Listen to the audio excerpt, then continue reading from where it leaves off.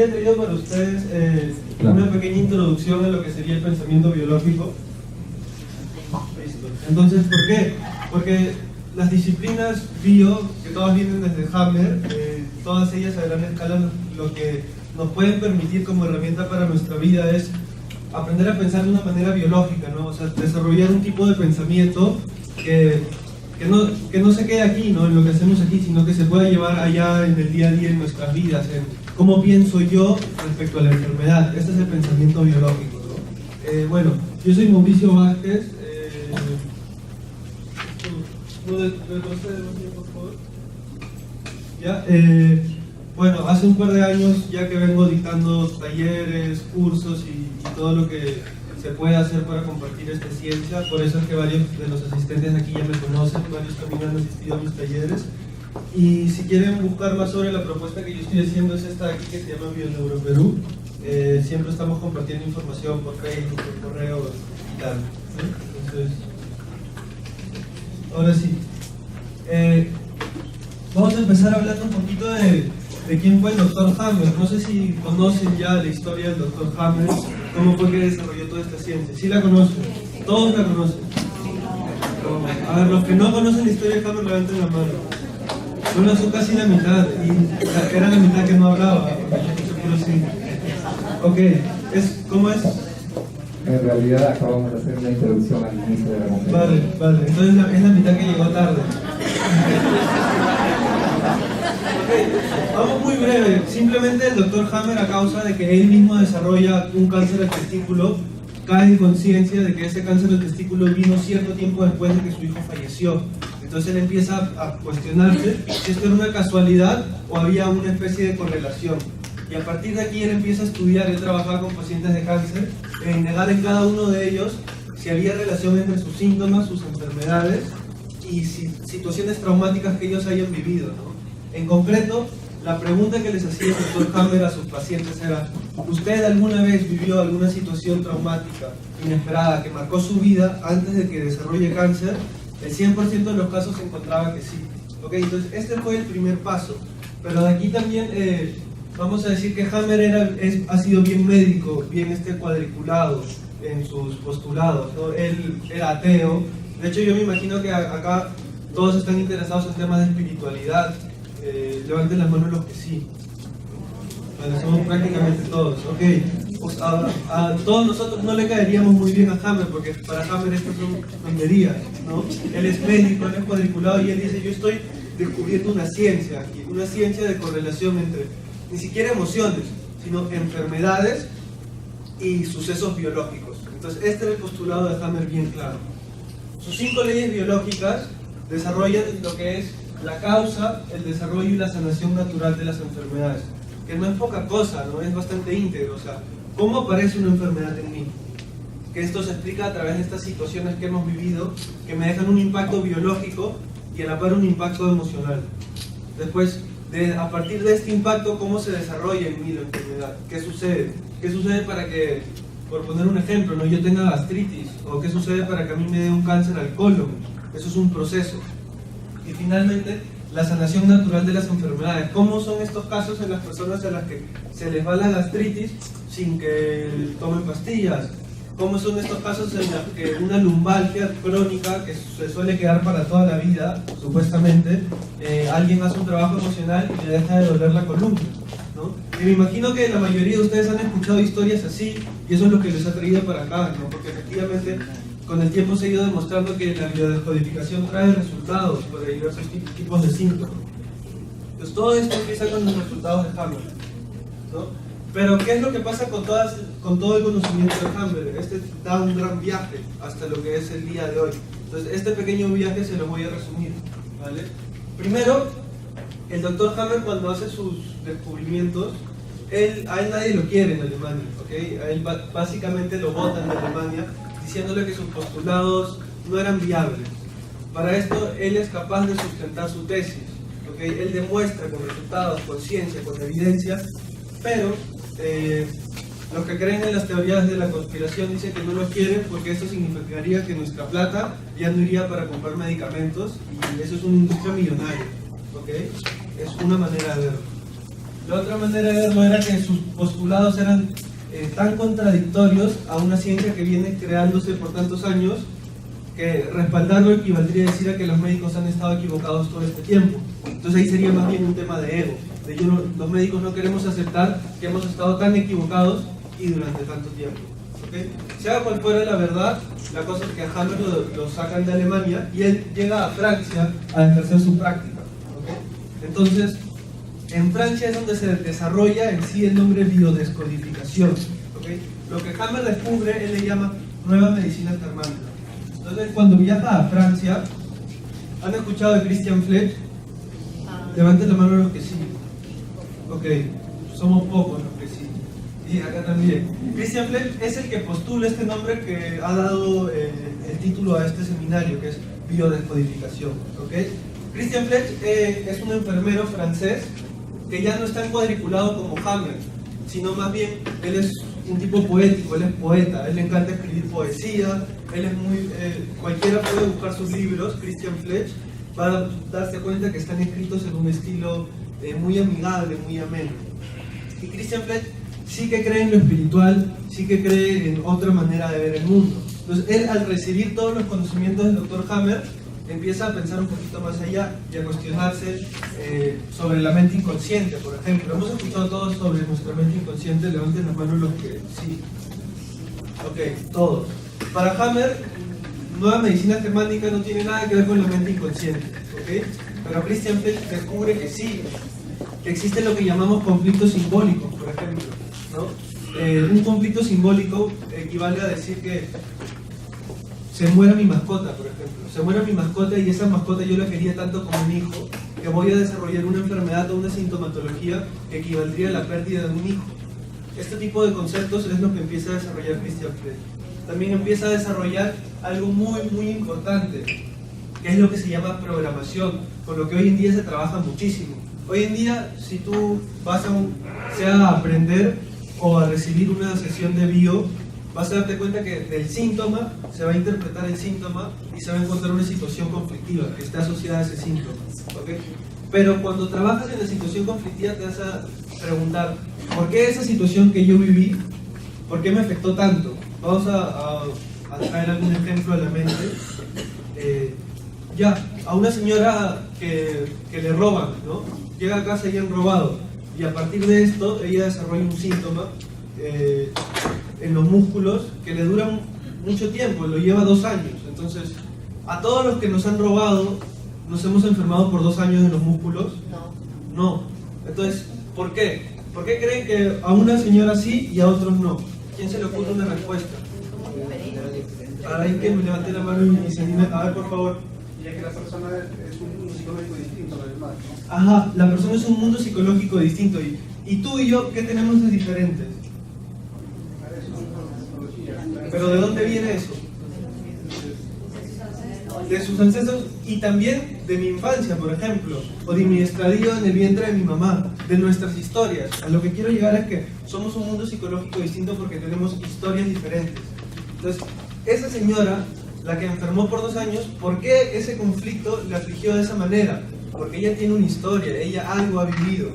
Y en el caso puntual de esta señora, la que estoy mencionando, regresamos a su infancia y ella recuerda que siempre cuando llegaba tarde a casa su mamá le empezaba a gritar y le gritaba que ella no salga, que es peligroso, ¿okay? Y los músculos que le dolían eran músculos de los pies y pantorrilla, ¿okay? Entonces era el recuerdo del robo, pero ella ya tenía marcado en su infancia que siempre le gritaban en la puerta de la casa, que no salga, que no salga. Y cuando tenía este síntoma, esta enfermedad, ¿qué creen que hacía ella? ¿Qué evitaba? Se inmovilizaba, no salía, ¿okay? Entonces son los dos, es el síntoma, pero hay muchísimo de la historia que está detrás del síntoma, ¿ok? Y esto, ¿quién lo descubre? La escuela francesa con Christian Fletch, ¿okay? Ahora, de aquí, ¿quiénes conocen a Enric Corbera? Es el más conocido, ¿verdad? Bueno, él ha sido mi profesor, con él yo estudié. Enric Corbera fue inicialmente, vean cómo esto va yendo de maestro-discípulo, en cierta manera, ¿no? Enric Corbera estudia con Christian Fletch. Y él aprende muchísimo, en realidad, llega a convertirse en un maestro, pero tienen unas discrepancias educativas, vamos a decirle. ¿Por qué? Christian Fletch tiene una manera de enseñar que es bastante tediosa, bastante larga. ¿no? Y para permitir a una persona enseñar su metodología, le pide que lleve un curso de 3 años como 6 meses, entonces tiene que estudiar como 18 años. Y la cosa es que Enric tenía una visión distinta, ¿no? Si bien la visión de Christian es muy válida, porque su visión es asegurar que las personas que hagamos esto tengan un nivel, ¿ok? Pero la visión de Corbera fue otra. La visión de Corbera fue que esto llegue a todo el mundo, ¿ok? Entonces Corbera tiene algo. Él es, el profesor Enric es un tipo muy práctico, muy pragmático y muy veloz, ¿ok? Entonces él lo que empieza a hacer es empieza a sistematizar conocimientos. Empieza a sistematizar la PNL. ¿Quiénes han escuchado de PNL? Okay. PNL son un conjunto de técnicas que nos sirven para cambiar la estructura de pensamiento, la estructura de creencias. ¿Okay? Entonces él empieza a sistematizar, esto ya se venía haciendo con Christian Fletch, ¿okay? Pero él empieza a sistematizar un vínculo muy bonito y muy interesante, vínculo síntoma, conflicto y árbol transgeneracional. Todo esto trabajándose desde la PNL. ¿Okay? Esto es exactamente lo que hace Enric y lo sintetiza en un método muy concreto y empieza a subirlo a YouTube, y así es que todos ustedes, básicamente gracias a eso estamos todos aquí hoy. Gracias a los videos de Enric que se hicieron, tienen miles de vistas, ¿okay? De millones en realidad, ¿okay? Entonces eso es lo que hace Enric.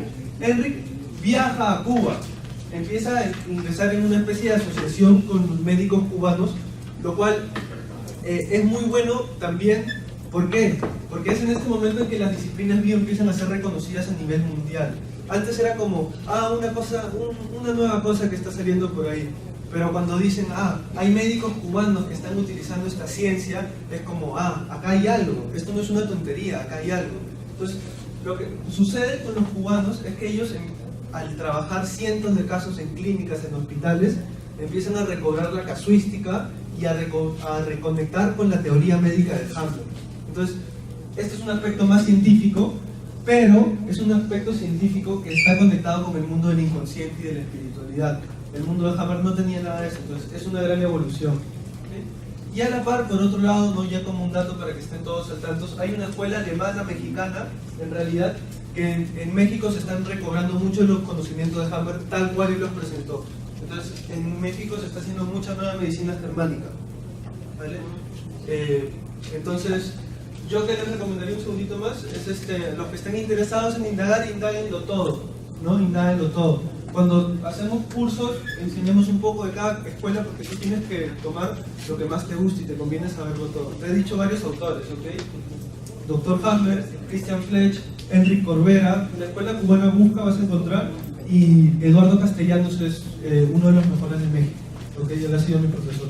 Cubana, la cubana, el nombre de la cubana. Hay uno que se apellida Velázquez, el nombre no. Okay, él sí que fue. Ok, pues vamos a proceder con esto que es el ABC de la responsabilidad emocional. Esto es súper importante y es básicamente este nivel en donde trabajan todas las disciplinas que tienen que ver con los descubrimientos del Dr. Hammer. ¿Okay? Nosotros solemos vivir siempre enfocados en lo que es los sucesos externos. Por ejemplo, ahorita estás prestando atención a alguien que está dictando una ponencia para ti. Eso es un suceso externo. ¿Okay? Pero vamos a llevar esto cuando tenemos conflictos. Cuando te peleas con tu pareja y tu pareja te pone de mal humor. ¿Cómo solemos expresarnos cuando nos peleamos con alguien? ¿Qué solemos decir? ¿Y qué decimos de la persona? A ver, voy a hacerlo más simple. Cuando nos peleamos, ¿quiénes de acá dicen, yo me molesté por lo que pensé sobre lo que hizo mi hermano, o mi hermano qué jodido? ¿Quién dice mi hermano qué jodido? Ok, 50% de sinceridad, nosotros nos hicieron admitir. ¿Okay? Nos enojamos, y cuando nos enojamos le echamos la culpa al otro. ¿Okay? ¿Por qué? Porque mi hermano me pone de mal humor, porque no soporto el tráfico, hace que yo me ponga irritable, porque esa persona todo el día con sus rollos es un conchudo y tal, yo no puedo soportarlo. Entonces lo que estamos diciendo sin darnos cuenta quizás es que los sucesos externos deciden, olvídense de esta vez por un ratito, las consecuencias emocionales y conductuales que yo voy a tener. Cuando yo digo el tráfico me pone de mal humor, lo que estoy diciendo en cierta manera es que el tráfico tiene el superpoder de hacer que yo me ponga de mal humor. ¿Okay? Cuando yo digo mi hermano es un jodido y no lo soporto, lo que yo estoy dando a entender es que mi hermano tiene esa capacidad de transformar mi mundo interno, ¿ok? Pero este es un concepto súper importante y esto es aplicable para cualquier área de nuestra vida, que es entre el suceso externo y la consecuencia que yo voy a vivir adentro mío, hay una letra importante que es la letra B, que quiere decir las creencias y pensamientos sobre A. ¿Ok? Entonces vale detenernos un ratito, y a todos nos molesta el tráfico, es verdad, o sea, es horrible. Pero ¿qué pensamos cuando estamos en el tráfico? ¿Ok? Y cada uno piensa una cosa diferente y cada uno siente algo distinto hacia el tráfico. Algunos pueden sentir impotencia frente al tráfico, otros pueden sentirse enojados. Hay personas que pueden incluso sentirse tristes, ¿ok? ¿Eso de dónde viene? De lo que pensamos, ¿ok? Entonces cuando tu hermano o cuando un familiar o tu pareja te está irritando o una situación que vives, ponte a preguntarte, ¿qué estoy pensando? Y acá podemos encontrar, estoy pensando que el tráfico va a hacer que llegue tarde, ok, pero ¿qué más pienso? Y si llego tarde puede que me despidan. Entonces son estos pensamientos y tenemos distintos estratos. Entonces, si aprendemos a indagar en nuestros pensamientos, vamos a aprender a entender lo que sentimos. ¿Por qué es tan importante esto acá? Porque este ABC de la responsabilidad emocional llevado a las enfermedades es lo que son todas las disciplinas bio, ¿ok? En primera instancia, antes de la biodescodificación, antes de la nueva medicina germánica, enfermar era una casualidad, ¿ok? Era una extraña casualidad o era una malfunción de la naturaleza. Sea con la metodología que sea, ¿ok? Era una especie de error de mi cuerpo. ¿Se entiende esto? ¿Qué quiere decir que enfermar es un error de mi cuerpo? Cuando yo tengo una lumbalgia y no sé que existe la medicina germánica, ¿qué es esa lumbalgia? ¿Qué sentido tiene? ¿Tiene algún sentido? ¿Ok? Y si yo estoy admitiendo que mi cuerpo se enferma y no tiene sentido, entonces en cierta manera estoy admitiendo también de que la naturaleza está mal, de que mi organismo está mal, de que el mundo está mal, ¿no? Entonces, en la enfermedad hay muchísimo victimismo. Pero cuando empezamos a tomar estos conocimientos de la medicina germánica, gracias al doctor Hammer, ¿qué empieza a cambiar? Ok, ¿qué está pasando en mi cuerpo? ¿Qué significa esta lumbalgia? ¿Qué significa esta gastritis? ¿Qué significa este dolor de cabeza? ¿Qué sentido tiene? ¿Ok? Y acá vamos a trabajar a este nivel. De aquí, ¿cómo procedemos? Hay algo muy interesante, por ejemplo, que no es el origen de una enfermedad, pero a veces complica muchísimo las enfermedades, que es lo que se llama el diagnóstico, el conflicto diagnóstico. Es una persona que tiene un síntoma grave, pero una enfermedad y no lo sabe. Entonces llega al médico y el médico le dice, señor, usted tiene cáncer terminal, le quedan 3 meses de vida, ¿ok? ¿Cómo creen que se siente esa persona en ese instante? Terriblemente mal, es fatal. Entonces, este de aquí es el punto de partida para nuevas enfermedades, porque tú llegas a una consulta que es un suceso externo y te dicen, te quedan 3 meses de vida, ¿qué vas a creer? ¿Qué vas a pensar? Que ya estoy definitivamente muerto. ¿Y cuál va a ser la consecuencia? Más enfermedad, ¿ok? En realidad, muchas veces la metástasis, una metástasis muy frecuente es la metástasis del pulmón, ¿ok? ¿Por qué? Porque el pulmón significa miedo a la muerte. Cuando yo ya tengo un diagnóstico que me dice que definitivamente me voy a morir, se activa el programa del pulmón y es la metástasis más común. Pero hace poco escuché una historia muy interesante, ¿no? A través de una amiga, que era una persona, una paciente, ella estaba desahuciada por la medicina, tenía un cáncer muy avanzado.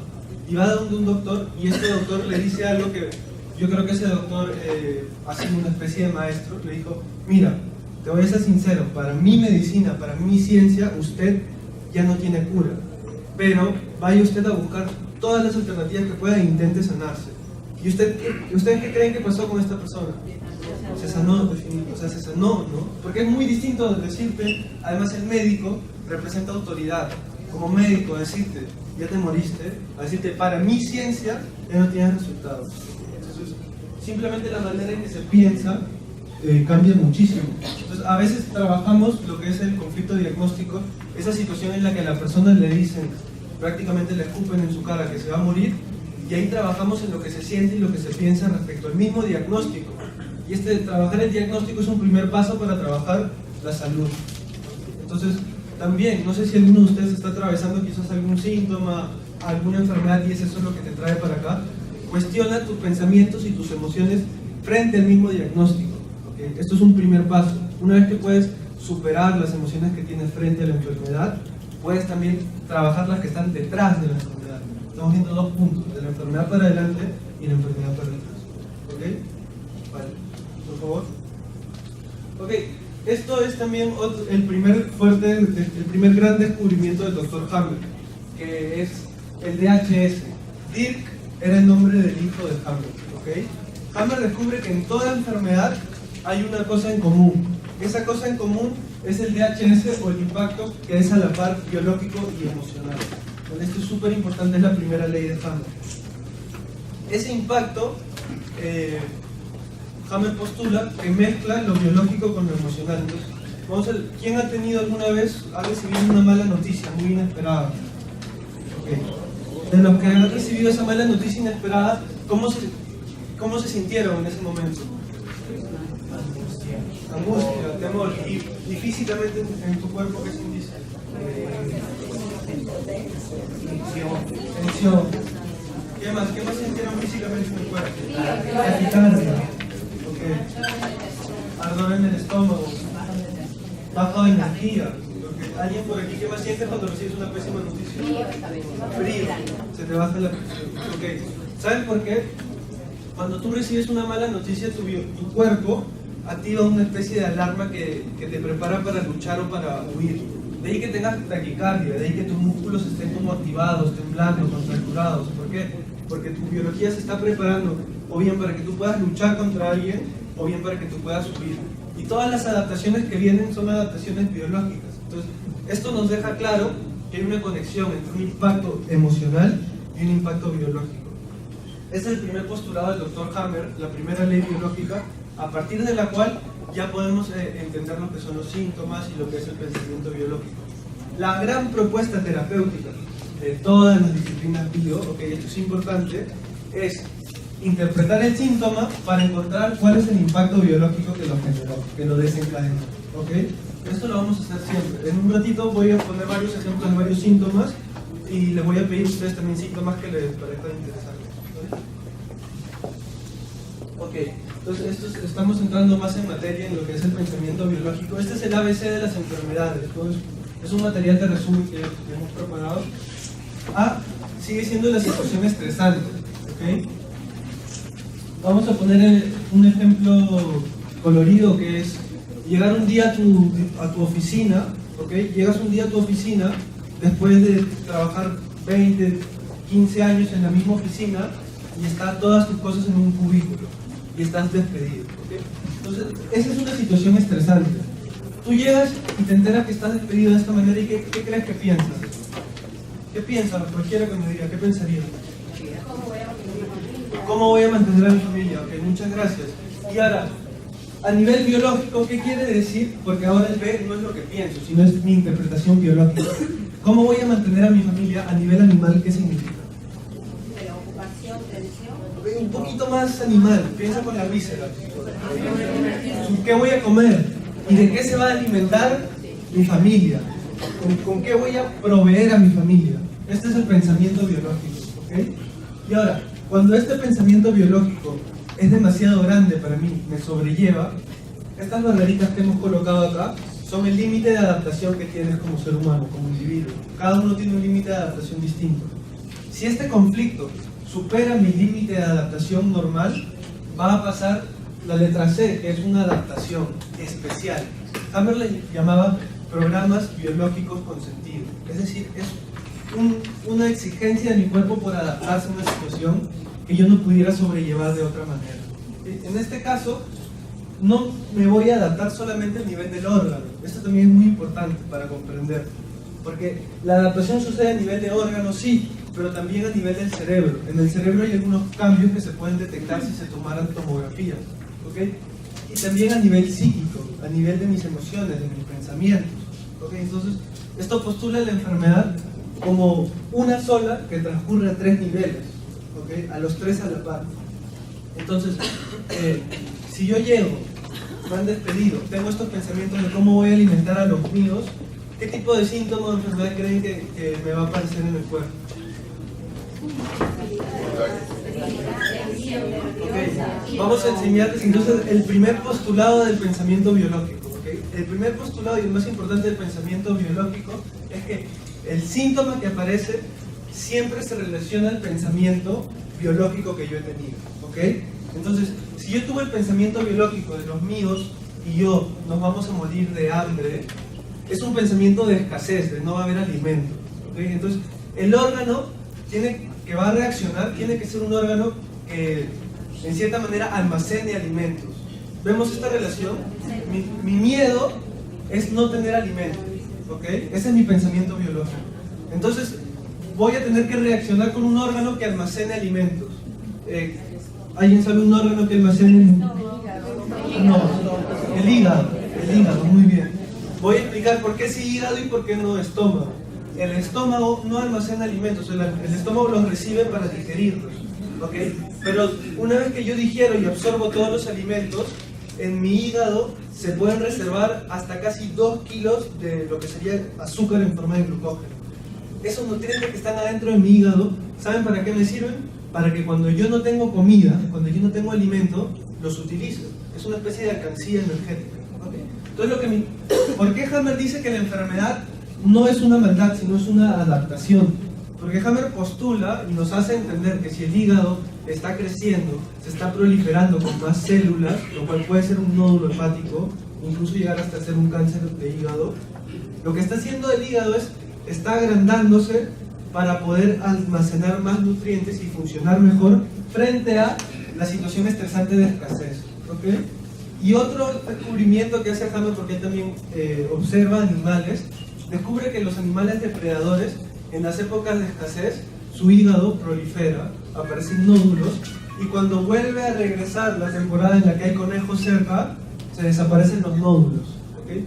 Y acá nos introduce otro concepto muy importante de la medicina de Hammer, que es la fase de resolución.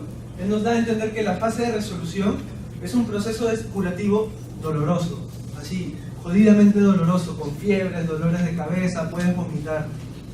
Pero esto nos hace entender que somos humanos, que somos animales y que a veces nos sanamos con dolor, porque a veces en nuestro afán de querer sanarnos no entendemos que una fiebre en realidad es una cura, no entendemos que una gripe es una cura. Entonces, imagínate nada más, tengo una fiebre porque acabo de resolver un conflicto y la fiebre manifiesta que he sanado un conflicto, pero me empiezo a sentir mal, ay, ¿por qué tengo fiebre? ¿Qué estoy haciendo mal? Y me enfermo más. ¿Okay? Entonces hay que entender, somos animales, tenemos fases de resolución, curarnos duele. ¿Okay? Vale, avanzamos por favor. Entonces, atrás por favor. Hablando de la fiebre, sabemos que hasta cierto grado de temperatura es admisible en un ser humano. Pasada esa temperatura empiezan las convulsiones, ¿cómo se manejaría el problema vale. sin el uso de la medicina tradicional? Vale, el doctor Hammer en realidad solo acepta medicamentos, no acepta en realidad nada más que morfina, incluso algunos medicamentos para eliminar líquidos, excesos de cafeína.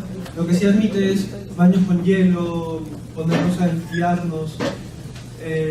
Lo que vale mencionar es, por ejemplo, y esto yo lo he comprobado, no sé si ustedes están al tanto de lo que son los tejidos embrionarios que ha postulado el doctor Hammer, pero hay una capa en especial que se llama ectodermo, que tiene que ver con la piel, tiene que ver con la laringe. Cuando nosotros pasamos procesos curativos de piel o de laringe, es normal que tengamos fiebre hasta 42 grados. Y eso lo comprobé yo hace unos meses, en los que pasé por un proceso curativo que tenía que ver con esos síntomas. Estuve en casa y me sacó una fiebre de hasta 42 grados. No me pasó nada. Lo que sí, mis familiares se asustaron, pero no me pasó nada. Lo único que hice fue, y esa es recomendación de Hammer, tomar Coca-Cola para que elimines líquidos, porque te duele la cabeza. La Coca-Cola tiene tanta cafeína que te ayuda a eliminar líquidos, no es nada más por otra cosa. Sí, pero bueno, la Coca-Cola helada me ayudó. Y más que eso no me pasó con gas, heladita y tal. No, o sea, yo fui fiel a los postulados de Hammer porque en mi experiencia son reales y sigo descubriendo que lo son. Entonces yo hice según, a ver, o sea, no me llevé por la emoción de que me puedo morir, ¿ok? Y esto es normal, me estoy curando y puedo tener una fiebre elevada. Entonces, ¿qué voy a hacer? Voy a esperar que la fiebre se pase. Eso sí, fue un proceso que me tomó como 3 días en calma, ¿ok? Ahora, pero esto es una perspectiva muy personal.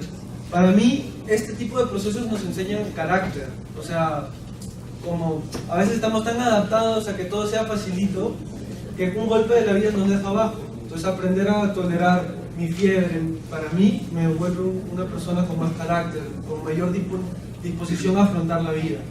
¿Okay? Ahora, nadie dice nada en contra de que te tomes una pastilla para la fiebre, eso está perfecto. Es más, el postulado, la postura que tenemos hoy en día, tanto yo como me parece, bueno, al menos el doctor Paul, que con él he trabajado bastante, es hacer una postura que sea compatible, ¿no? Porque es obvio descodificación o medicina, si podemos tomar lo mejor de los dos, ¿no? Es decir, ok, ¿qué hago? Si tengo una hernia enorme en la columna, voy, me hago una biodescodificación, al día siguiente la hernia se fue. No, eso tardaría un gran proceso, pero como pasó una vez con un señor que vino a visitarme a consulta, trabajamos los conflictos de la hernia, porque este señor ya le habían quitado la hernia 2 veces y le volvía a aparecer. Entonces trabajamos el conflicto de la hernia y me dice, Mauricio, me opero, si quieres opérate. Ahora ya hemos trabajado este conflicto, ya sabes cuál es, no lo repitas, no sigas con esta situación en tu vida, opérate tranquilo y vas a ver que esa hernia no aparece. Y le soy sincero porque con ellos era una familia de Arequipa con la cual entablé una amistad cercana. Hasta ahora esa hernia no vuelve a aparecer y tiene 3 operaciones, ¿no? La tercera fue después de la vida. Okay. Entonces esa es hacia lo que apuntamos, ¿no? En un futuro, a poder integrar, no es o esas ciencias bio que no son científicas o la medicina que tiene todas las respuestas y es santificada. Vamos a ver cómo nos integramos. Sí, por favor. Disculpe, una pregunta. En relación a efectos o, digamos, alteraciones del organismo, como ejemplo, tú hablabas de la fiebre, muchas veces puede ser un efecto de defensa del microorganismo, ¿no? Para neutralizar un daño, un microorganismo, una infección. Por eso es que de repente uno siente fiebre y no necesariamente uno interpreta que está pasando algo daño, algo malo, sino que está recuperándose, como también nos comentabas. Ahora, en otro caso, por hay pacientes que tienen dolor de mano, ¿no? Digamos, por un efecto emocional del pasado, pero de un tratamiento, digamos, ya largo, de 1 año, 1 año y medio, de pronto siente otra vez los dolores de mano. Ya. ¿Cómo podemos interpretar, digamos, el conocimiento? ¿Cómo podemos hacer esa reacción otra vez? Ok, vale, vamos a tomar este ejemplo. ¿Puedes retroceder por favor una lámina? Ok, vamos a utilizar este cuadrito para explicar lo que tú nos estás preguntando. Okay. Pero para esto lo vamos a hacer de atrás hacia adelante. Okay. El dolor de mano. Vamos a practicar nuestro pensamiento biológico, ¿ya? El dolor de mano. ¿La mano yo para qué la utilizo? Para hacer todo. ¿Qué más me dijeron por aquí? Para agarrar, para... Ok, ¿y qué hago yo? Que trabajar. Ok, esto es muy importante. La mano yo la utilizo para hacer todo, pero principalmente para trabajar. Ok, si yo soy ama de casa, ¿eso cuenta como mi trabajo, sí o no? Bueno, claro que sí, ¿no? Si yo soy pintor y lo que hago con mis manos es pintar, ¿eso cuenta como mi trabajo? Ok, mi mano se relaciona con lo que yo la utilizo, sea para trabajar, sea para pintar. Entonces, en este caso estamos hablando de un dolor de manos que, ¿sabes si es hueso, músculos? Muscular. Muscular, ok. El músculo, esto no lo voy a desarrollar tanto porque nos faltaría el tiempo, pero vamos para resumirlo. Mis músculos definen si yo tengo la fuerza para hacer algo o no. ¿Estamos de acuerdo? Entonces, los músculos se relacionan con la impotencia, con el sentimiento de yo no puedo realizarlo, ¿ok? Y a grandes rasgos los huesos, por si genera curiosidad, tiene que ver con la desvalorización. Entonces estamos en manos, impotencia, desvalorización. Esa sería la adaptación que tiene esta persona, ¿ok? Entonces esta persona se está adaptando a una situación biológica de impotencia en lo que hago con mis manos, impotencia en el trabajo, ¿ok? Entonces tenemos el síntoma. El síntoma nos dice cómo ha estado viviendo la persona en una situación. Ahora lo que nos toca, ¿qué es? Encontrar una situación. ¿Cómo? ¿De dónde parte? Gracias, ¿de dónde parte? Ok, tengo la adaptación. tengo el mismo síntoma, me dice cómo ha estado pensando la parte animal de la persona, no su conciencia, sino su parte animal. Ahora lo que me queda es encontrar cuál es la situación. Yo ya tengo el código, es decir, yo ya sé que estoy buscando azul, entonces voy a buscar quién tiene el polo azul por aquí. Yo ya sé que es una situación de impotencia por lo que hago con las manos, impotencia laboral. Entonces voy a empezar a indagar en su historia y a preguntarle, en este caso la paciente que tú mencionas, hasta encontrar cuál es la situación estresante que ha vivido y que está conectada con este dolor de manos. Y ahora, si quieres ser un poco más específico, esa situación ha transcurrido hace más de un año que ya estaba resuelta y por algún motivo algo se ha reactivado de esa situación. Entonces, si tú eres lo suficientemente persistente, porque no es otra cosa, es ser persistente y calmado para seguir preguntando, vas a encontrar en la línea de tiempo cómo hay una correlación entre las situaciones y las dolencias. En ambos casos, hace más de un año, la situación y la dolencia, y ha pasado después de un año, cómo ha sido todo este año para que no le duela, y después de todo este año, qué ha pasado para que le duela de nuevo. En base a persistencia, preguntar con calma, esto se puede hacer, ¿no? Es un ejercicio muy sencillo que ustedes mismos, a la hora de almuerzo, se pueden sentar en parejas y empezar a preguntarse. A preguntar. Yo tengo tal síntoma, ¿hace cuánto tiempo? Ok, ¿qué ha pasado en mi vida? ¿Qué ha pasado en tu vida? Pregunta con persistencia, con paciencia, y lo vas a encontrar. ¿Por qué? Porque el cuerpo no miente, es así de sencillo, ¿vale? Una vez que encuentras esa emoción, ¿qué toca? Ah, ahí tienes que hacer magia negra. No, mentira. No, disculpa, ¿vale? Lo que pasa es que es un poco complicado cuando me hacen esta pregunta, porque si hubiera una fórmula mágica para resolver todo tipo de conflicto, créeme que ya la tendríamos todos aplicadas. O sea, de la que fuere, ¿no? Pero a grandes rasgos, lo que se hace a nivel terapéutico en las sesiones de bio es, cuando se encuentra la situación, vamos a ir a buscar conectar con las emociones ocultas frente a la situación, ¿ok? Vamos a poner un ejemplo, entonces. Yo llego a mi trabajo y me han despedido. Yo, como hombre de la casa, lo que pienso es, insulto al jefe, qué huevón, estoy molesto. Eso es lo consciente, lo intelectual, que se ha pedido para despedirme a mí, que yo soy el mejor acá. Pero es probable que muy adentro, el animal que vive adentro de ese hombre se esté muriendo de miedo porque no va a tener cómo alimentar a su familia. Entonces, ¿qué es lo que va a sanar a la persona? ¿Tú qué crees? ¿Conectar con lo molesto que está porque él es el mejor o descubrir su miedo? Okay. ¿Por qué? ¿Por qué descubrir ese miedo me salva? Porque es un miedo animal. Cuando yo me doy cuenta que tengo un miedo animal a que mi familia se muera de hambre, ¿qué voy a hacer? ¿A quién se le ocurre que pudiera hacer? Me desespero y entonces... Okay, pero ¿y qué hago? ¿Qué hago cuando descubro que tengo miedo a que mi familia se muera de hambre? Gracias, buscar otra opción. Definitivamente lo primero que voy a hacer es, mi familia no se muere de hambre ni cagando. ¿Cuánta plata necesito para salvarlo? Saco mis cálculos, veo que con no sé cuántas luquitas ya estamos vivos y las consigo. Porque ese es mi lado animal, ese es mi león interno, ¿ok? Lo cual es muy diferente a, ay puta, que se jodan, a ver quién me contrata, que no sé qué. Eso no va a solucionar ningún conflicto. Usted sigue a Felipe, está bien, doctor. No, ya lo van a conocer a Poli.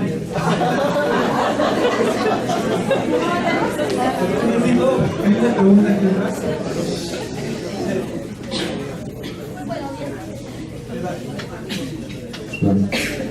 Muy buenos días, agradecerle por su conferencia. Quería preguntarle, yo tengo un problema familiar sobre mi padre. Él hace 2 años ha sufrido una enfermedad del corazón muy grave. Estuvo en el hospital alrededor de 6 meses, ¿no? Se recuperó, pero del hospital salió con una sondita de la próstata. Y le vamos sacando siempre 2 exámenes. Dice que él no tiene por qué usar la sonda, tiene un grado muy leve de inflamación a la próstata, pero le han hecho un examen más profundo que tiene como un quistecito adentro. No sé cómo usted me puede explicar qué tiene que ver eso con la biodescodificación. Okay. Dame un instante y cuando... Sí. ejemplo de supervivencia, voy a tomar la próstata como ejemplo. Voy a avanzar un par de láminas y voy a tomar esta. Avanza un poquito más. Una más. Aquí vamos a tener. Ok, lo que vamos a hacer ahora es introducirnos al siguiente postulado importante de Hammer, que son los 4 grandes conflictos biológicos. ¿Okay? Esto ya lo deben haber visto un poco. Entonces, ¿quiénes entienden qué son los 4 conflictos biológicos? No. Okay. 2 personas. Gracias. Bueno. Primero hacemos un paréntesis para observar a conciencia qué tan distinta es nuestra vida en cuanto a sus propósitos a la vida de un animal, de un león, ¿no? ¿Qué hacemos los humanos? Los humanos vivimos no en una cueva, pero en un departamento, ¿no? No vamos a cazar, pero vamos a trabajar. No fileteamos el mamut cuando llegamos a casa, pero compramos jamoncito y lo ponemos en la refrigeradora, ¿no? Los que son vegetarianos compran champiñones y los ponen en la refrigeradora. Una vez que ya trabajamos, que de la adolescencia pasamos a la adultez, buscamos una pareja, nos casamos, nos mudamos juntos, tenemos crías, esperamos a que las crías se desarrollen y los botamos del nido. O sea, somos animales que han aprendido a hablar y a andar en 2 patas y a trabajar con autos, con celulares inteligentes y bueno, eso tiene muchísimas cosas positivas, como el hecho de que se dé este seminario, por ejemplo. Sin toda esta tecnología sería imposible. Sin la tecnología quizás yo nunca hubiera accedido a los conocimientos del Dr. Hammer, porque la primera vez que me enteré de que esto existía, estaba viendo videos en YouTube, ¿no? Y vi a un español que contaba lo que era la vida. Avanzamos, por favor. Una vez que esto queda claro, lo que Hammer demuestra es que nosotros tenemos solamente 4 tipos de conflictos, al igual que lo tienen todos los tipos de los animales. Esas son las 4 etapas de la biología. La siguiente ponencia es la ponencia del Dr. Paul. Él va a hablar sobre lo que es la 5ª etapa de la biología, es decir, cómo trascendemos y evolucionamos estos 4 puntos, ¿ok? Pero para poder hablar de la 5ª etapa de la biología, primero hay que comprender estas 4 primeritas, ¿ok? Entonces vamos en orden desde que se creó la vida. Se crea la vida y ya somos organismos pluricelulares, somos animales muy chiquitos, de pocas células. ¿Qué es lo primero que yo necesito cuando he aprendido a vivir? Supervivencia. Lo número 1 que yo necesito es sobrevivir, asegurarme de que voy a estar vivo. ¿Cómo hago esto? Con mis necesidades básicas. ¿Cuáles son mis necesidades básicas? Alimento. Sueño, estaría bien. Agua. Reproducirme también. Entonces, aquí van a estar relacionados a los conflictos de supervivencia, están todos mis órganos básicos, mis órganos más primitivos.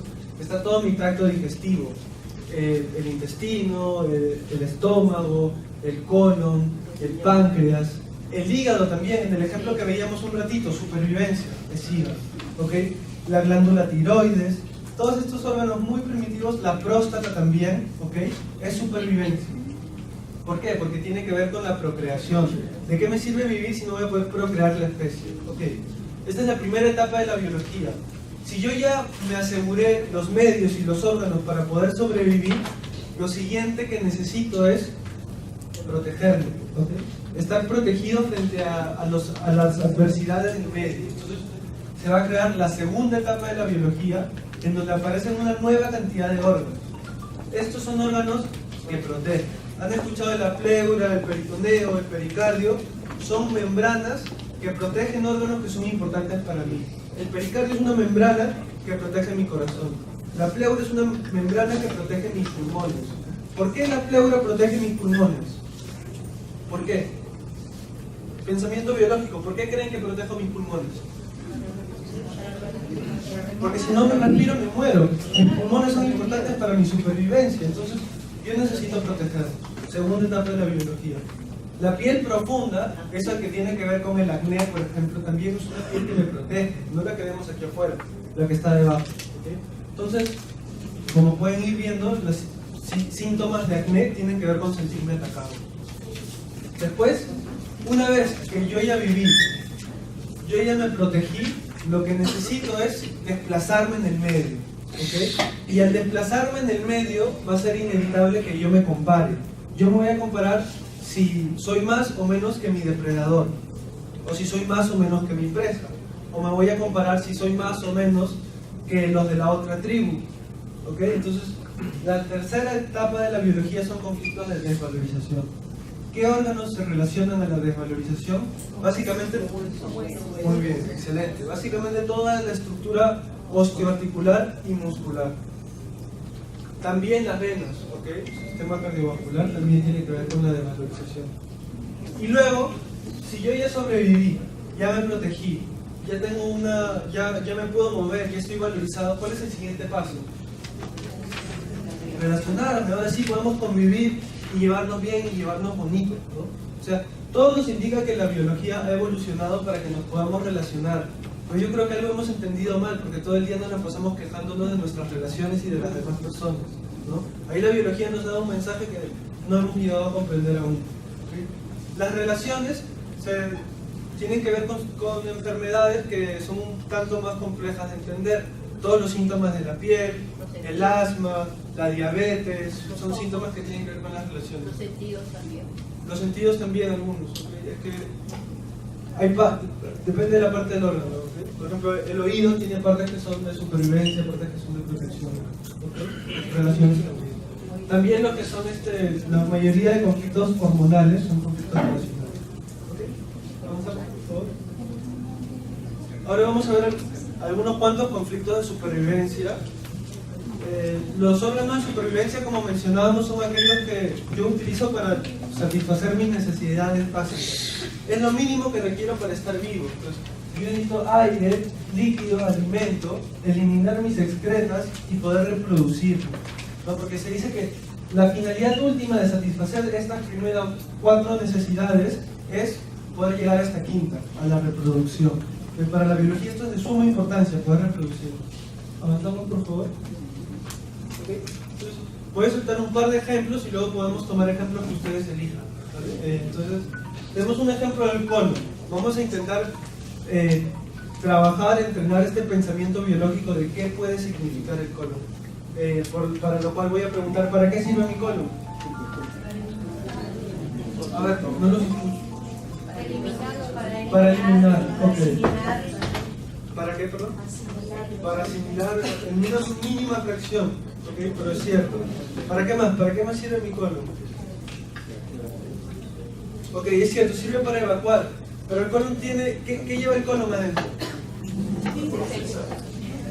¿Qué lleva el colon dentro?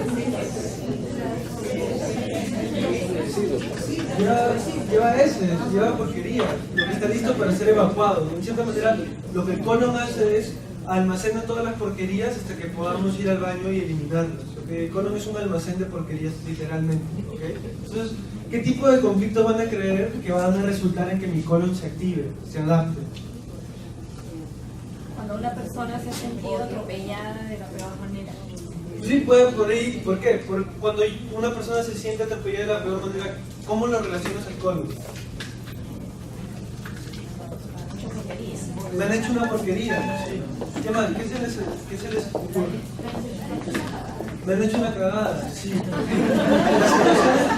Las situaciones de colon son ese tipo de situaciones en las que la persona vive porquerías, traiciones, pero no de cualquier tipo, sino son como bajezas que me puede hacer un familiar, que me puede hacer un ser querido, un ser cercano, ¿no? Como por ejemplo, una vez trabajé con una señora, ¿no? Que siempre me acuerdo de ese caso porque fue una verdadera porquería la que ella vivió. Ella se metió en un rollo, ella estuvo vista en un lío ilegal que se volvió mediático por la culpa de que su hijo le hizo firmar unos papeles que supuestamente iban a ser para una ONG. Entonces ella firma unos papeles para una ONG que le pide a su hijo. Un día está viendo televisión, o me parece que está viendo el Facebook, no recuerdo cuál, y ve la foto de su cara involucrada en un lío ilegal que tenía que ver con esa ONG que estaba metida en temas ilegales. ¿Okay? ¿Esto es una traición o no? ¿Es una situación de porquería, sí o no? Okay, entonces ella tenía grandes conflictos de colon, ¿no? Entonces, siempre me acuerdo también que una vez en un examen pregunté qué tipos de conflictos son los que están asociados al colon, ¿no? Y un estudiante me pone, son situaciones de mierda. Entonces yo no que estaba bien.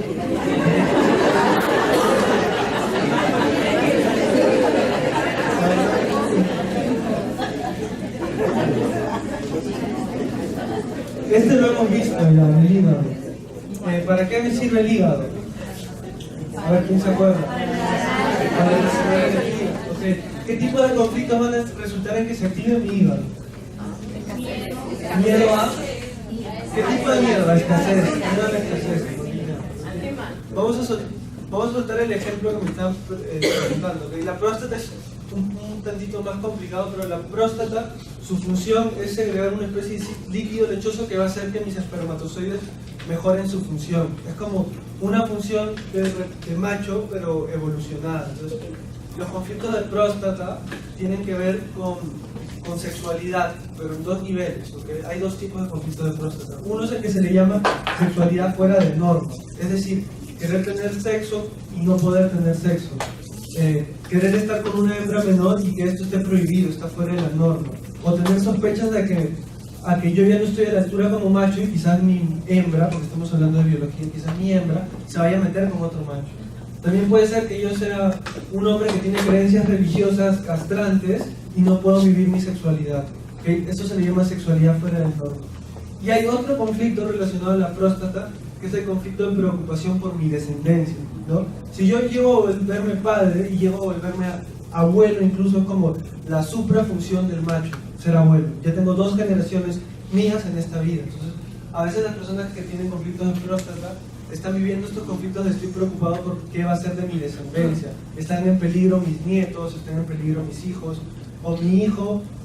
Un caso real que he visto es que al hijo le quitan la custodia del nieto y no tienen cómo recuperarla, y el padre tenía cáncer de próstata, el abuelo tenía cáncer de próstata. ¿Ok? Entonces, este tipo de situaciones no le daremos más porque es un caso personal, pero espero que esto de algo te sirva para encontrar situaciones. ¿Ok? Doctor, Y volviendo a lo del... Vamos por partes contigo y ahorita. Sí. Ya, pero ¿tiene alguna relación que haya aparecido luego de haber No, sufrido una enfermedad? no te puedo dar este tipo de respuestas. O sea, no conozco el caso, no te puedo decir sobre el caso, sería mentira. Y volviendo a lo del hígado, Sí, por que favor. me dicen la vesícula. Okay. La vesícula biliar más bien tiene que ver con contrariedades que se viven en el territorio. Son situaciones de contrariedad en el territorio. Como por ejemplo, un ejemplo. De supervivencia. Okay. Sí, de supervivencia y también de relaciones. Tiene de las dos la vesícula. ¿Okay? Un ejemplo. Un ejemplo que iba a poner, ¿ok? Era esta señora, una madre, ¿no?, que está en su casa, vive muy bien y tiene una hija mayor que se va de la casa a vivir afuera, ¿ok? Se va, se independiza, pero la hija le va mal y dice, no tengo plata, regreso a casa de mi mamá a vivir, ¿ok? Entonces regresa acá y la mamá lo único que pedía era que lave sus platos, que lave su ropa y que no desordene. Entonces, lo único que no hacía la hija, ya saben qué era. No lavaba sus platos, no ordenaba, no hacía nada. Entonces la mamá se acercaba, le tocaba la puerta de su cuarto a pedirle, hija, por favor, ¿puedes lavar tus cosas? Y le decía, ay, que siempre me molestas, que ya me voy a ir de tu casa de nuevo. Entonces eso la madre lo vivía como una injusticia en su propio territorio, porque con mucho amor está recibiendo a su hija en casa y su hija le viene con esta especie de rencor de, no me digas nada que yo ya me voy. ¿Ok? Gracias. Avanzamos, por favor. Una más. Ok. Ahora vamos a ver lo que son brevemente los conflictos de protección. ¿Ok? Los conflictos de protección necesariamente se van a ver activados cuando yo me siento atacado, ¿no? O sea, frente a qué yo me necesito proteger. Frente a un ataque, ¿no? Frente al medio externo. Gracias. Un ataque del medio externo va a ser que yo necesite proteger. Un ejemplo muy bonito es el ejemplo del acné. Muy bonito de entender, no muy bonito de ver. El acné es un síntoma que se da en la piel profunda. No es en la piel que tú ves, sino en la que está detrás de esta. ¿Okay? Lo que sucede es que cuando vamos a tomar el caso del acné en el rostro, que es súper común en casos de bullying, porque la persona que desarrolla acné en el rostro, el pensamiento biológico que tiene es que siente atacada su imagen, la imagen de su persona. Una pregunta para ustedes. ¿Mi rostro representa la imagen que yo tengo de mí mismo o la imagen que los demás tienen de mí? De uno mismo. ¿Quiénes dicen de mí mismo? ¿Y quiénes dicen que los demás tienen de mí? Bueno, y son los 4 que están acá. Ok, es que es muy sencillo. Tu rostro está para que lo veas tú o para que lo vean los demás. Es así de sencillo. El rostro representa la imagen que los demás tienen de mí. Entonces, cuando todos los demás me están fastidiando, me están diciendo que soy tonto, que soy feo, mi imagen personal se siente atacada. Entonces, mi piel profunda se empieza a engrosar, con la finalidad de defenderme de esos ataques. Ahora bien, los brotes de acné aparecen cuando yo resuelvo el conflicto y la capa extra de piel que yo hice se empieza a degradar. Todos esos residuos se van a salir hacia afuera porque es lo que está más cerca y aparecen los brotes de acné. ¿Okay? Por eso una terapia muy eficiente para las personas que tienen acné es la terapia del espejo. Cuando aparece el brote de acné se tapan todos los espejos de la casa hasta que desaparezca el brote y ese acné no aparece más en realidad. Porque el síntoma es un síntoma de resolución. ¿Okay? Lo que hace que el acné se vuelva crónico es que yo me veo al espejo con los brotes de acné y vuelvo a pensar, ah, qué tonto que soy, todos tenían razón, de verdad soy feo, qué asco, cómo me veo. ¿Okay? Y eso se llama una recaída y el acné se vuelve crónico. ¿Queda claro este conflicto? Vamos a explicar un par de conflictos de desvalorización. ¿Okay? Vamos a poner el ejemplo de la lumbar. ¿Okay? La columna lumbar, ¿qué uso creen que tiene? Soporte. Eso es importante. La columna lumbar me sirve de soporte. ¿Para qué más? ¿Cuál es el acto que yo hago en el cual más muevo mi columna lumbar? A ver, ¿quién me lo dice? Claro. Sexual, es cierto, la columna lumbar la movemos para tener sexo. ¿Okay? Entonces, acá hay dos situaciones. Una es la situación, lo primero que me dijeron que es soporte, y lo segundo es sexualidad. Las dos, al ser huesos y músculos relacionados a la desvalorización. Ahora yo pregunto, ¿qué tipo de conflictos creen que se relacionan a la lumbar? Vamos, es sencillo, desarrollen ese pensamiento biológico. Mucha carga, por ejemplo, ¿no? La lumbar, y acá me van a dar o no la razón, es muy común en las madres solteras o a veces no solteras que quieren hacerlo todo para el hogar. ¿Por qué? Porque ¿cómo se sienten? Ellas sienten que no tienen apoyo, nadie me apoya, porque yo lo hago todo, nadie me apoya. Entonces, tu madre, mi mamá también, la verdad, que ese conflicto, y eso es el mismo conflicto de ciática, en realidad. Ciática y lumbalgias crónicas es este conflicto de no me siento apoyado, no me siento apoyada. Y a veces no me siento apoyado o apoyada precisamente porque yo no me dejo apoyar. Yo soy la persona que lo quiere hacer todo. Entonces es una contradicción de la cual es difícil salir. ¿Okay? Y basta hacer memoria y buscar en la familia porque esto es muy frecuente. Todos tenemos a alguien en la familia. Desvalorización por falta de apoyo. No me siento apoyado o bien no me siento a la altura para apoyar a los míos. ¿Vale? Y también están los conflictos de sexualidad, desvalorización en la sexualidad. ¿Ok? ¿Qué movimiento desempeña mi rodilla? A ver, un poquito más fuerte. Sumisión, claro, sumisión. ¿Por qué la rodilla tiene que ver con la sumisión? Flexibilidad tiene toda articulación. ¿Okay? Arrodillarse. ¿Okay? Esto es importante. ¿Okay? A ver, para entender el pensamiento biológico necesitamos entender bien qué hace esta parte del cuerpo, este órgano, esta articulación. La rodilla me hace estar arrodillado. Si yo me arrodillo frente a alguien, ¿en qué estoy? Estoy sometido. La persona que está parada frente a mí está en jerarquía. Yo estoy obligado. ¿Qué tipo de conflictos creen que van a hacer que mi rodilla necesite adaptarse? La humillación, conflictos con autoridades, conflictos de sumisión también, miedo, ¿no? Este tipo de situaciones en las que yo me siento doblegado frente a lo que otra persona, que de momento yo considero una autoridad, quiere. Esos son conflictos de rodilla. Por ejemplo, un juicio, o por ejemplo, estar en una disputa de la tenencia de los hijos y yo pierdo. Y yo no puedo hacer nada al respecto. Eso es particularmente rodilla, ¿ok? Personas que han ocupado a lo mejor un cargo importante, un buen ingreso económico de la noche a la mañana de todo, ¿no? Claro, siempre y cuando, acuérdense, lo que va a determinar cómo se enferma la persona es la manera en que piensa, la manera en que su yo animal procesa la información. Es decir, si yo entiendo la situación como este despido, como me siento subyugado, no hay nada que pueda hacer, es rodilla. Pero si yo entiendo el despido como no tengo cómo mantener a mi familia, ya lo saben, va a ser hígado. Pero si yo pienso el despido, gracias, como una oportunidad para agarrar mis ahorros y poner un negocio, ¿de qué me voy a enfermar? Nada, mi billetera va a engordar nada más. Vamos con preguntas y ya estamos. Quedan 5 minutos, vamos con sus preguntas. Con relación a la rodilla, ¿tendría implicancia el tema del orgullo que muchas veces... Mira, tiene que ver, o sea, no por ser orgulloso se te va a enfermar la rodilla, pero hemos visto que es más frecuente que las personas orgullosas se enfermen de la rodilla. ¿Por qué? Porque si yo soy orgulloso va a ser más fácil que me sienta doblegado frente a otra situación. ¿Ok? Mira, hemos hablado de manera general de la rodilla, en la parte lumbar también, pero tiene que ver, o tiene un tinte distinto de repente la cara externa de la rodilla, en la parte de detrás de la rodilla, o la cara externa. Sí, pero lo vamos a, o sea, que tiene una pequeña tonalidad distinta, pero toda la rodilla en general tiene que ver con su misión. De momento quédate con esto. ¿Okay? Voy a ir por orden, manera de ponerse arriba. A nivel de lo que es la pierna, la parte interna. Músculo, ¿ok? Esto es un tip general, ¿ok? Siempre cuando un músculo tiene un síntoma, alguna dolencia, su significado va de acuerdo al hueso que está al costado. ¿Okay? Entonces, si es un músculo que me sirve para mover mi rodilla, tiene que ver con la rodilla. Si es un músculo que está asociado a mi codo, tiene que ver con mi codo. ¿Vale? El hombro es mucho. Ok, el hombro, vamos a ver. Cuando yo hago esto, ¿qué estoy haciendo? Abrazar. ¿Ok?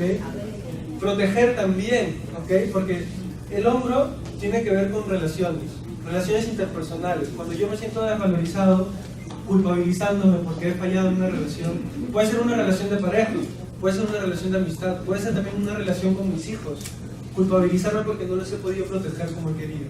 ¿Okay? Y esto es bastante frecuente, sobre todo si es una mujer diestra, va a ser el hombro izquierdo, ¿okay? Si es el tema de los hijos. Vamos a buscar preguntas más y cerramos. Con estas dos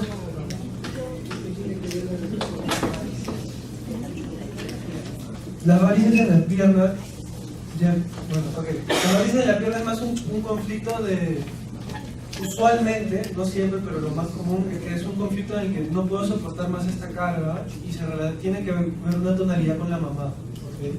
Una tonalidad maternal, por el simbolismo de los pies, que simbólicamente representan a la mamá. ¿Okay? Por ejemplo, en la rodilla, la artrosis, si está en un clima seco, no aparece, si está en un clima húmedo, aparece el dolor. Nosotros no sostenemos desde ahí, porque hay personas que pueden tener en cualquier clima su artrosis. Entonces, nosotros no vemos la relación del clima con la artrosis. ¿Okay?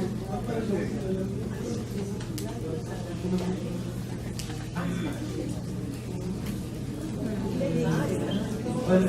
Sí, lo último, para que le tomen fotos, ¿no? Lo último para cerrar, como breve reflexión, todo lo que estamos viendo ahora es cómo mi biología, cómo mi cuerpo está programado, ¿okay? Cómo estoy programado yo. Esa manera en la que yo estoy programado es lo que yo creo que soy, ¿okay? Pero si nosotros queremos tener un cambio trascendente en nuestras vidas, el secreto está en cambiar a nivel de ser, ¿okay? No hay otra cosa. Si yo empiezo a cambiar lo que creo que soy, lo que pienso de mí, lo que pienso del mundo, la consecuencia inmediata va a ser que voy a hacer cosas diferentes. Si yo creo que soy tonto, voy a actuar como tonto, pero si yo creo que me merezco el éxito en mi vida, voy a actuar como que lo merezco, ¿ok? Voy a estar venciendo mi programación familiar, mi programación de proyecto sentido, mi infancia, y voy a empezar a tener nuevos resultados, ¿ok? Porque un breve paréntesis ahorita, mira tu vida tal y como es ahora, es el resultado de cómo ha venido siendo hasta el día de hoy, ¿okay? Y si quieres cambios, sabes a qué nivel transformar. Entonces, le doy el pase al doctor Paul. Muchas gracias.